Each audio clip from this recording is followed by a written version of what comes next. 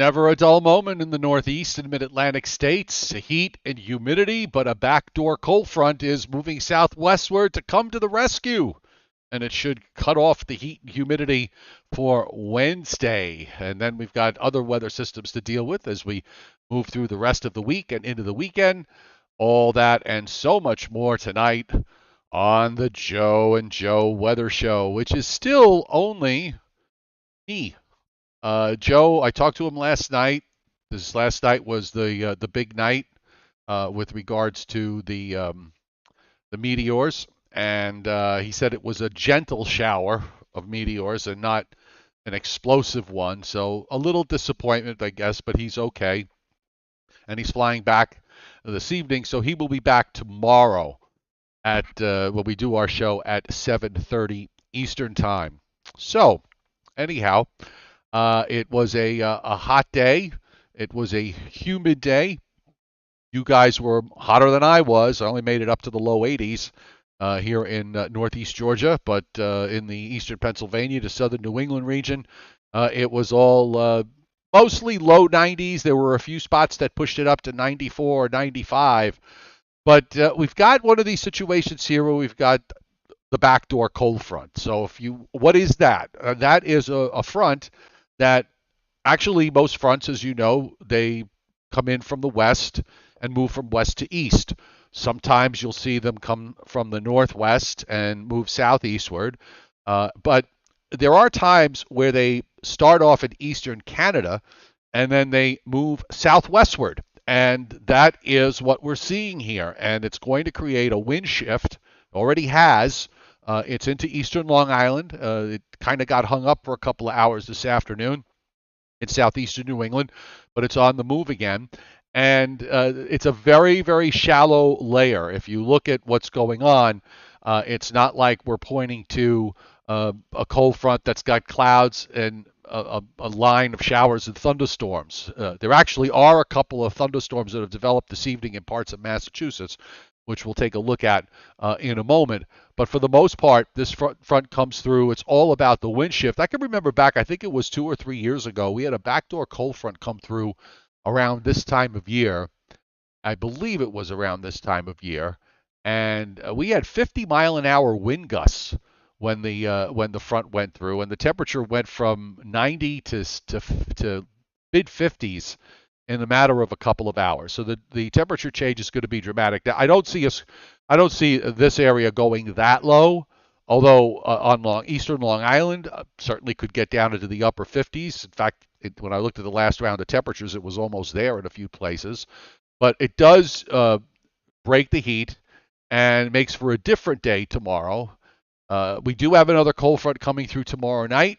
That front's going to stall out when it goes just to the south of New York City and Philadelphia, and it's going to buckle a little on Thursday. So it's going to mean for severe weather risks tomorrow in upstate New York and into parts of New England. The risk zone extends down almost, but not quite to the Jersey coast. And it's a marginal risk, which we'll show you when we get to the SPC graphics. And then on Thursday, there's going to be severe weather risk from central New Jersey and especially from southern New Jersey south down into Maryland and Virginia until that second wave goes by. And you know what? After that, I think we're going to be okay for going into this coming weekend. I really don't see any complications going forward as far as the weekend is concerned. So big hello to everybody on the chat board tonight. Welcome. I hope your holiday weekend was a good one. And we wound up with a solid 2 out of 3. Some places actually wound up with 3 out of 3 if you were far enough south from the showers and storms that were around on Saturday. And now we're getting, believe it or not, it's June 1st. The year is almost half over. Hurricane season starts tomorrow. We've got a couple of things to look at in the tropics too. So we're going to do all of that and much more. So let's go to what's up front and center. And I've got let me make sure it's still on. There it is. Yep, it's still there. So based on the 7 o'clock observations at the moment. West Hampton Beach got to 93 today. They are 62 at the moment with an east wind at 16, gusting to 23.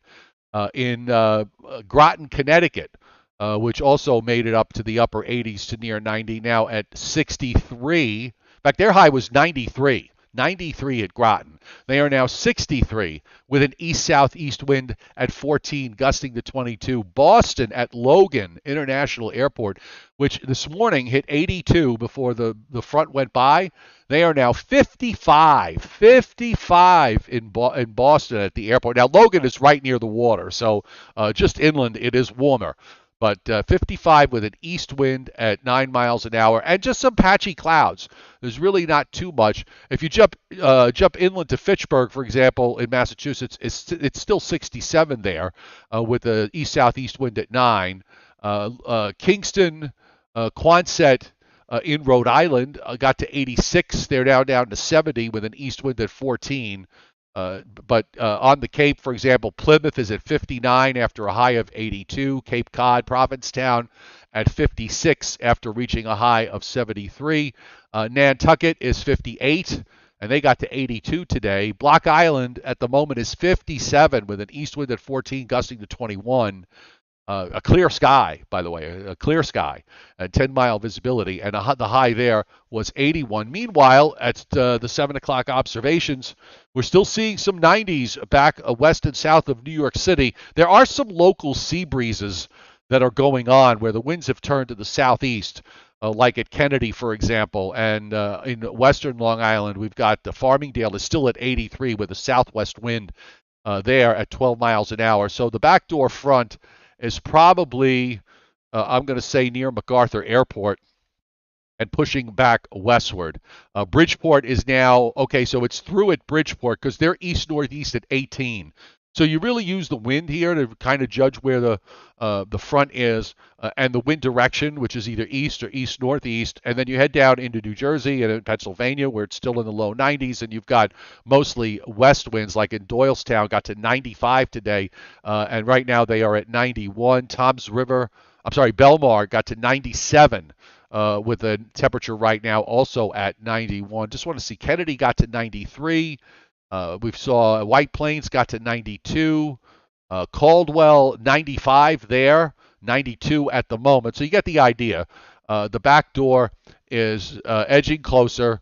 It will be moving through Fort Worth. And it's also, these things sometimes like to settle a little bit further to the south than what the models usually put them at, because they're so shallow. The models don't often get a really good feel for the bottom levels of the atmosphere. I mean, we're talking a shallow layer here of that cool ocean air that is coming in.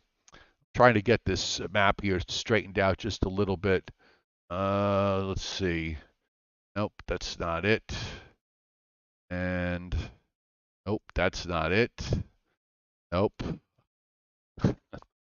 It's one of those days again, folks. So give me a moment here. Let me just get rid of something. I'm going to get rid of that.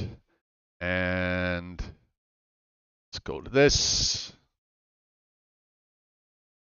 Oh, let's see. Maybe now I can get what I need. Yes, I finally got it. Okay. So there's your northeast satellite loop.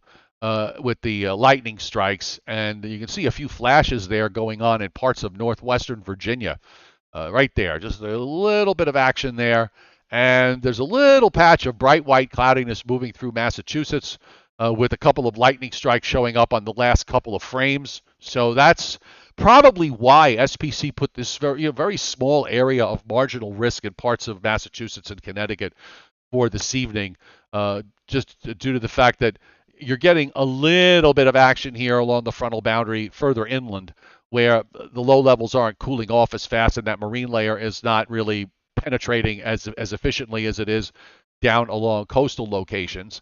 And as we take a look on the wide satellite view this evening, kind of busy there along the Gulf Coast with what looks like diurnal showers and thunderstorms. I love how they form in Florida inland, and then they sort of migrate their way westward as we move through the late afternoon and evening hours.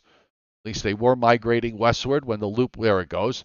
There it is. It's kind of a north-south line. That's sort of a sea breeze front, really, that causes that to happen. And then also back, you see a few scattered cells there in western Florida on the Panhandle, and in southern Alabama and Mississippi, and into southeastern Louisiana.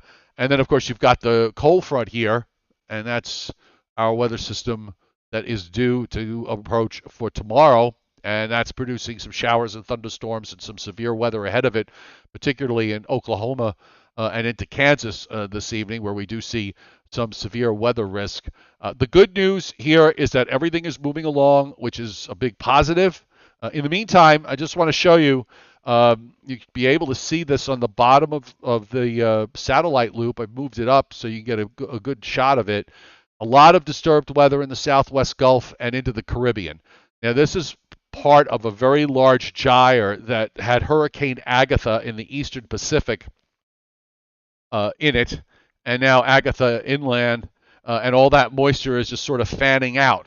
So pressures, as we said, are going to be on the low side for the end of the week and into the weekend. So it's quite possible, even though the upper air is not exactly the most favorable upper air in the world, but there's enough here where we could see something try to develop. The models have been hinting at this for days now, and it's not just been the GFS that's been doing it, but also the European. And we're going to come back to this in just a little bit. So here's our radar shot here, and you see that right approaching I-90, right over I-91 and north of I-90. There's a northwest-southeast little band of thunderstorms there moving southeastward. That kind of represents where the eastern edge of that frontal, where the frontal boundary is. I'm not sure. When things are moving from east to west, is that the eastern edge or the western edge? I think it's the western edge of the frontal boundary because it's moving southwestward. Otherwise, everything else is very quiet in the east, just some scattered cells in parts of the southeast. Here's the action in Florida. We've got a lot of special marine warnings that are up there and along the Gulf Coast. And here's the severe weather. We've got, looks like 9 severe thunderstorm warnings, and it looks like a tornado warning just going up in southeast Kansas there. And this is where SPC is showing risk of enhanced risk of severe weather in this region. And there are working severe thunderstorm watches. There's one severe thunderstorm watch there that covers parts of northwest Texas, western Oklahoma, into southeastern Kansas. That slight risk goes all the way up into the lower lakes, although the radar on the northern part of this is not really doing very much. And that enhanced risk does come with some tornado risk. And that tornado risk is only 2% in that narrow band that goes northeast, southwest from the lakes down into North Texas. And as we said, it's a enhanced risk area. And there you see that little marginal risk up in Connecticut, Massachusetts, and eastern New York. They threw it up today. It looked kind of iffy, and we're seeing on the radar that it's just really some convection that's popped up, and there's some hints that there might be some popping up during the overnight. So that's something we should also pay attention to in the nighttime radars. Now here it is for tomorrow. They kind of push the slight risk into the northwestern corner of New Jersey. Now, running up into the Catskills, west of the Hudson, west to all of the rest of New York State, the northern half of Pennsylvania, back into Ohio, and the marginal risk to about New York City, down to northern to about Wilmington and Delaware, and then across Maryland to about Baltimore. And then you can see the marginal risk goes all the way down with another area of slight risk back in northwest Texas and southwestern Oklahoma. For day 3, and this is for Thursday into Friday, we have a slight risk for southern New Jersey, southeasternmost PA, most of central and eastern Maryland, Delaware, the Delmarva Peninsula, and northeastern Virginia. Marginal risk down the New York to Carolina state line, and the marginal risk tails all the way back down into Texas. Now, as for rainfall over the next 7 days, WPC is showing, and this is going to be a little hard to figure because of the fact that it is going to be convective in nature, so there'll probably be some variability. You see that area of about half an inch to as much as an inch and a half. up to an inch and a half in some places. And that runs from upstate New York and Vermont down into Delaware. Not much in the southeast, very little rain, especially in Georgia and western North Carolina for the next 7 days. Very little, if any, rain. Big rains in Florida because they're going to get into part of that tropical gyre that we just talked about of 5 inches or more in the hatched area in southern Florida and up to 3 inches into central Florida. Some moderate rains in the central and southern plains of 1 to perhaps 2.5 inches, pushing back up to the northwest and into the Rockies and eventually up into the Pacific Northwest. So let's just take a look. Let's do the teleconnections and take a look at what they're telling us. And well, the PNA, oddly enough, is actually going positive now. It's changed a bit, but it's going slightly positive for the first week or so in the month of June.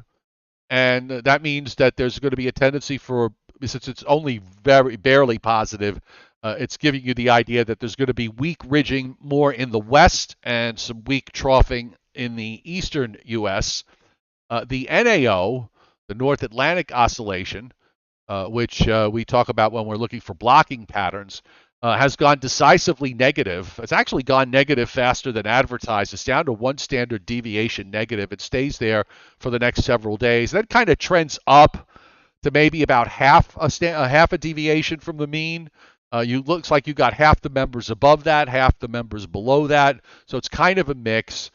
But I think one of the things I'm seeing here going forward is that the pattern does look like it's going to be on the wettish side for the first half of the month of June. But it's going to be one of these things where weather systems are going to be moving along. We don't have any true blocking. The signals from the teleconnections, as far as blocking is concerned, pretty weak. So I don't expect to see any kind of situation where we get a low that's locked up offshore and we are days in gloom and doom. It's going to be a series of weather fronts, and with the tropical moisture that's coming out of the Caribbean and Gulf, some of that's going to get entrained and pulled up northward from as these fronts go by. So I think we could wind up seeing every couple of days, seeing a weather system moving on through and producing some rainfall and maybe squeezing some dry weather in between for a couple of days.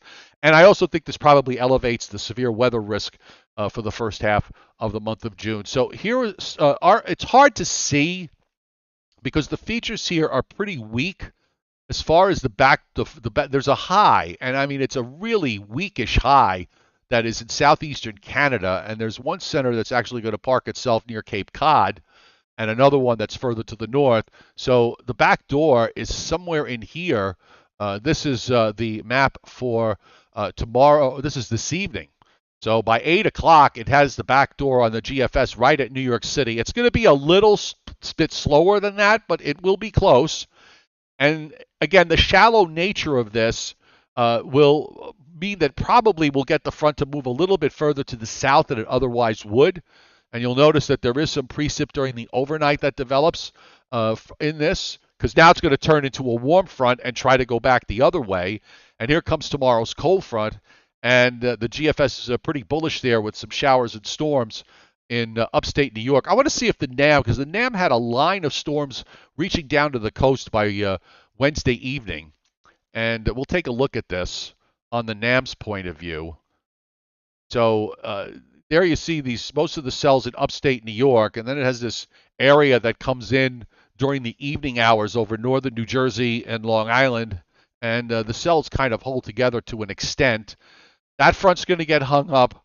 We're going to have to wait for another little buckle, another wave, and you see it there, that low in Chesapeake Bay on Thursday night, and moves offshore with some leftover showers into Friday. And then after that, I think we're going to be fine for the weekend. I think we're going to be in pretty good shape. We're not going to be hot. We are probably going to see temperatures close to average for this time of year, maybe a shade below on one of the days. I'm sorry, I'm one of the things I'm having to deal with here is I got a new boot. They took my cast off and they put a boot on me, and I'm trying to find a comfortable position to be able to sit on, to be able to sit here and do the show, and that's not an easy thing to do. But I digress. Okay, so here's our system for Thursday. Again, a buckle with some showers and storms. With that, I think there's severe weather risk as you go south of New York City down into Virginia, like SPC has. And then here's your weekend, which looks pretty good to me. And you'll notice that we do have a low that comes out of the Caribbean on the GFS and winds up just grazing South Florida and then heading out. Doesn't really do much with it as it moves it away to the northeast. But then early next week, there's another frontal system that's coming through sometime late Monday or Tuesday with some showers and storms. And then that gets hung up, and we get more showers and storms.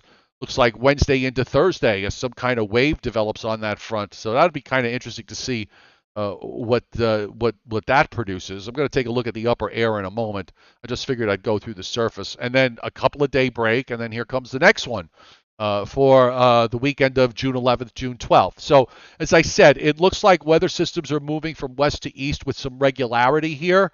And with the state of the teleconnections the way they are, I think it favors that we will see a fair amount of rain in total when we look at all of this, in retrospect and put all the systems together. So let's look at the upper air and see what's going on with this. And you've got it actually, if you look at the upper air, you see the higher than normal pressures that are going on right up here into in the northern latitudes, which is that NAO signal, and the ridge here in the east. That was tonight with the deep upper low. You see that deep upper low near Newfoundland? That's the backdoor being pushed in as that system rotates around and does this counterclockwise rotation, and then it gives way to the next trough dropping into the east for Friday and the weekend. That's actually, that's a coolish pattern of, again, the NAO signature here with the higher pressures showing up to the north. And you've got this, this jet that's displaced well south of normal. This is actually pretty rather dynamic for this time of year. And when you see an atmosphere that's like this, where the upper air is this cold, and you get into the month of June, this is where you got to be a little careful, because when these weather fronts and troughs come through, that they could be marks for potential severe weather, depending on one thing or another. And as we head through the 7 and 8 day period, the model wants to generate a fairly deep trough in the eastern part of the United States. If that verifies, I think that would probably be some nasty weather with that, as far as showers and thunderstorms are concerned. By the end of the forecast period, I'm missing some of the frames here, but by the end of the forecast period, we do see the ridge coming back into the east. You see it there, or at least it tries to come back into the eastern part of the United States, but that's a long ways away, and it remains to be seen whether that is going to be the case or not. Let's look at the European also.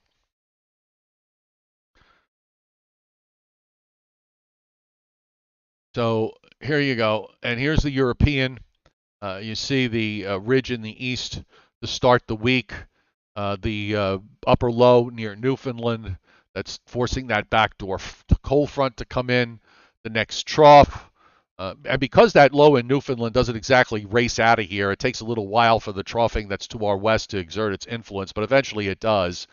And you'll also notice what I think represents the tropical system. If you look down in the Gulf of Mexico, there's a little closed height line there, so that signifies the tropical system.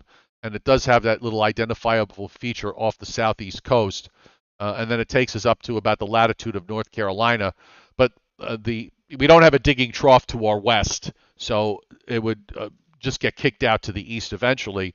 And then the next trough comes in, not quite as deep as what the GFS has for the weekend of the 10th and the 11th, but there's still something there, so we'll pay attention, of course, when we get there. And the Western Atlantic view, so we could take a look. I haven't looked at the European. This is my first look at it today. But we're going to take a look at the European here. And it does develop this. Looks like this develops into a tropical storm. I'll just take it back and so you can follow the history. I think it should go back far enough right, so now Agatha's inland and done, and all that moisture in that gyre. And when I say by a gyre, I mean this whole area here of disturbed weather, and you saw it on the satellite. The low is very broad, so I would think that you're not going to probably see much in the way of wind with this, with the isobars as broad as they are. They do tighten up when it crosses Florida and moves off the east coast of Florida and off the southeast coast. You start to see those isobars tighten up. So you might wind up seeing this strengthen as a tropical storm after it crosses the state of Florida. I'm making a lot of I'm taking a lot of liberties here, just taking the model literally because of the very broad nature. We don't see a tight or some sense of a tight wrapped up low, though we could have gusty winds in that convection. But definitely once it goes out, you see it moves away to the northeast. Now, one of the things that's happening in the environment, Hurricane Center actually mentioned this in their outlook.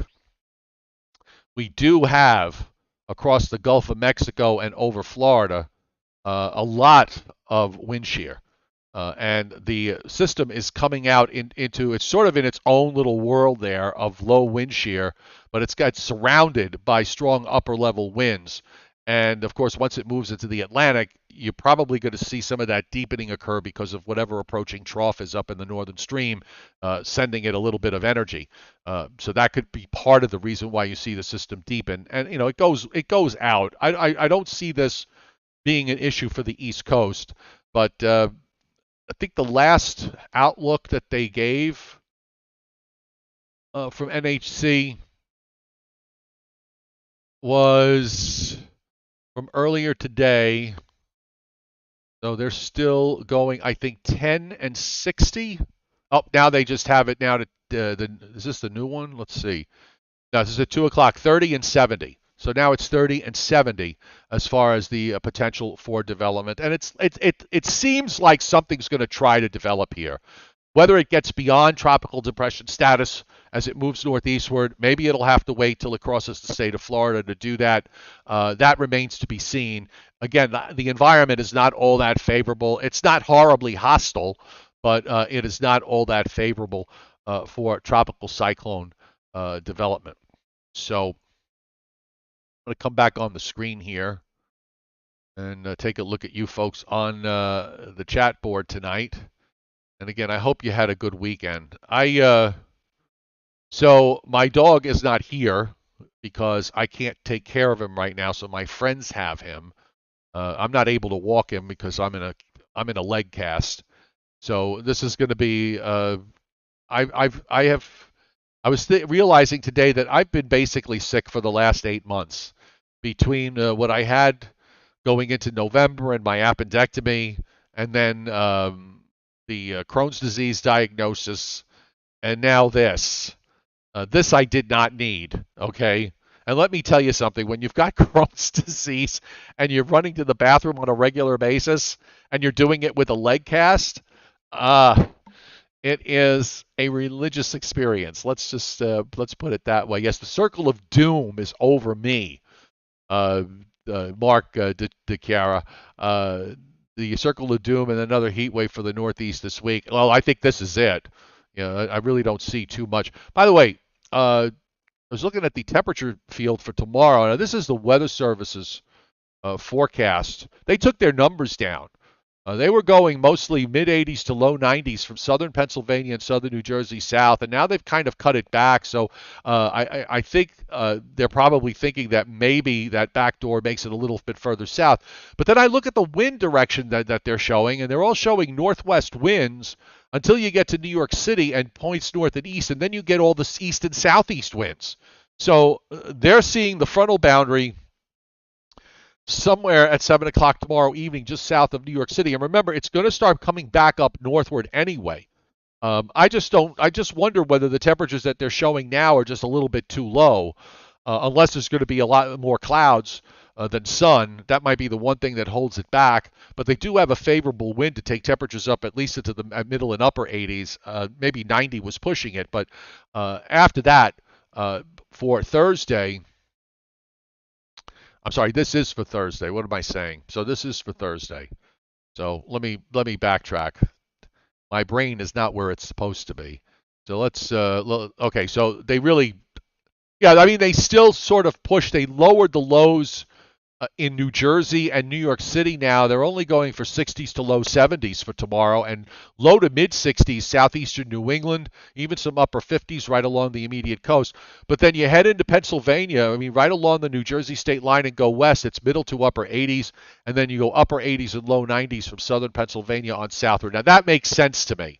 Okay, most of the winds in the inland areas are northwest. The southeast wind gets to about the PA New Jersey line. So that makes sense. And Thursday now, those temperatures that I showed you that I thought were for Wednesday were actually for Thursday. That also makes sense because, as I said, that front is going to be backing up as a warm front. So so here we go. I'm back with you. Okay, I see that there is a super chat hit, except I can't see who it is.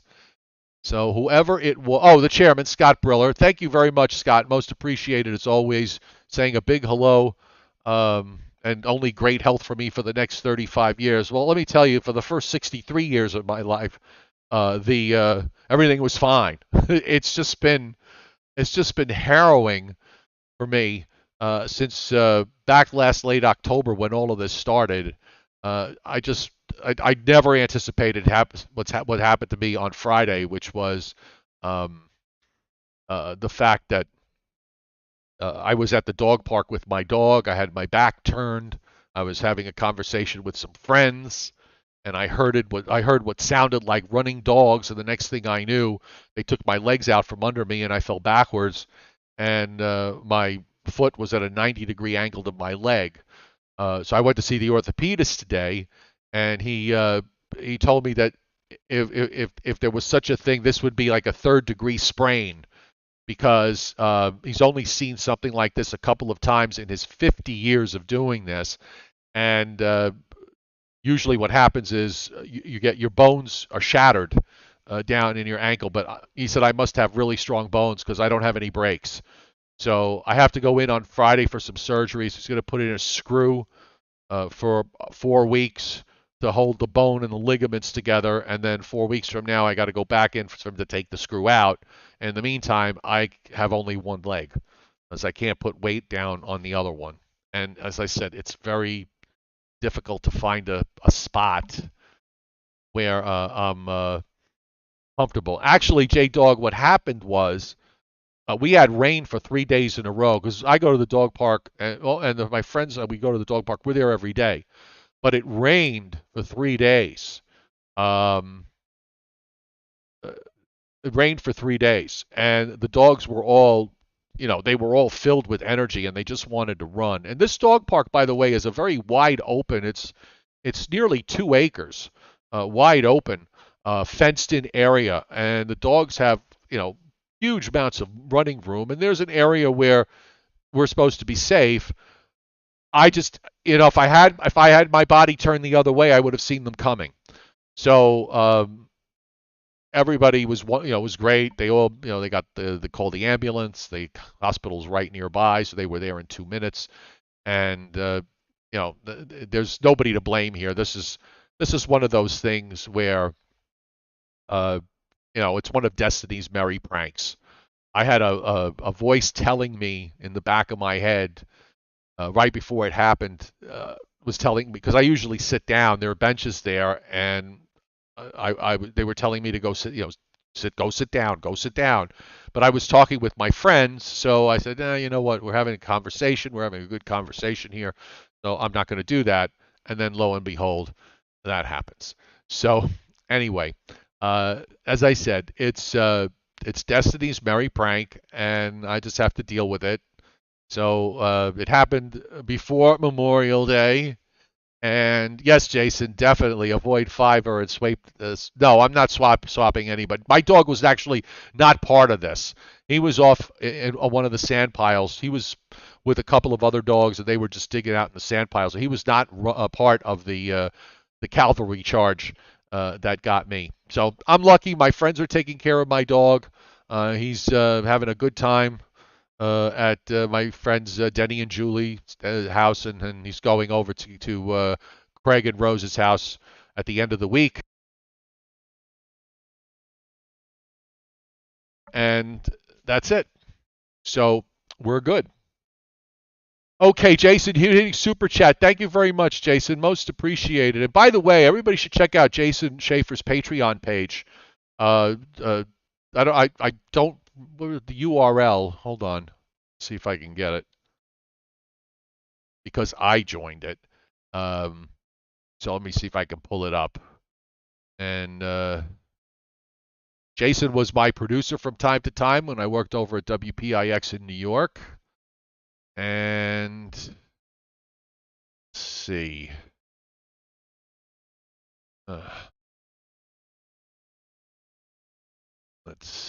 So here we go. I'm going to try to get the link here. Loading, loading, loading, loading, loading, loading, loading, loading, loading. Round JC Weather. And that is. Get that link for you, Jason. I'm getting it. Hold on. There we go. So he's $1.50 a month, folks. We all have to earn a living around here. That's just the reality of it. So this is Jason's Patreon page, and feel free. Jason's a good guy, and your support is always welcome. So on that note, let's wrap it up. I'm a little bit tired. This has been a very long and busy day. When you run I have a walker, and you're trying to do things around your kitchen and everything else, you'd be surprised how much energy you use pushing yourself around in the walker and having to stand up. My stomach muscles are sore through all of this, because I'm using my stomach muscles to support my body. Because you don't realize how much your body, your ankles support everything, everything above it, and when you lose one of them, you got a problem. So anyhow, tomorrow night Joe will be back, so we'll have a regular Joe and Joe weather show, and we'll have one on Thursday, and then we'll take a couple of days off, and then go to Sunday for our regular 11 a.m. Sunday morning show. So everyone, have a great night, and we'll see you tomorrow. Nighty night, everybody.